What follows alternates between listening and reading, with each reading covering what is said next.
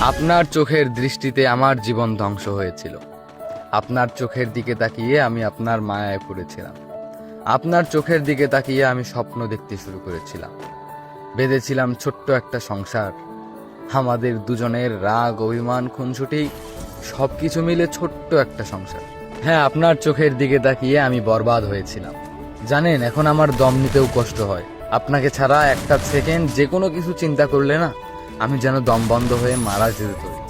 হ্যাঁ, এটা সত্যি যে আমাকে খবর দেওয়া হয়নি, কিন্তু সত্যি বলতে আমি ভিতর থেকে জীবন্ত লাশ হয়ে বেঁচে আছি। আপনার তাকানোর দৃষ্টি এতটাই ভয়ঙ্কর ছিল যে আমি আর অন্যদিকে তাকাতে পারিনি। আপনাকে যেই জায়গায় বসিয়েছি সেই জায়গায় আমি অন্য কাউকে বসাতে পারিনি।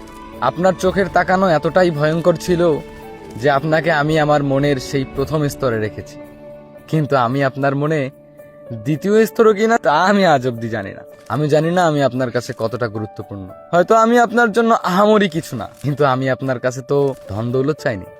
আমি শুধু আপনার কাছে একটু ভালোবাসা চেয়েছি। আমি শুধু চেয়েছিলাম আপনাকে নিয়ে বাঁচতে।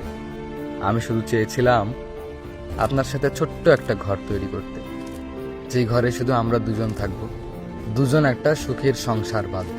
আহা, কতই না স্বপ্ন দেখেছিলাম আপনার চোখের দিকে তাকিয়ে। কিন্তু আপনার চোখ যে আমাকে এইভাবে ধ্বংস করে দিবে, এটা আমি আজ অব্দি জাস্ট ভাবতে পারি। কেন যে ভুল করে সেদিন আপনার চোখের দিকে তাকিয়েছিলাম, কেন যে আপনার মায়ায় পড়েছিলাম, কেন যে সেদিন আপনার সেই কণ্ঠের প্রেমে পড়েছিলাম। কি মধুর মতো করে ডাকতেন আমায়, তাই না? আপনার ভয়েস শুনলে যেন আমার গায়ের লোম দাঁড়িয়ে যেত, বুকে থরথর করে কাঁপুনি উঠত। কিন্তু আমি একটা কথা নিশ্চিত, আমি আপনার চোখের দিকে তাকিয়ে আমি আমার জীবনটাকে সুন্দর করে গুছিয়ে নিতে পারবো।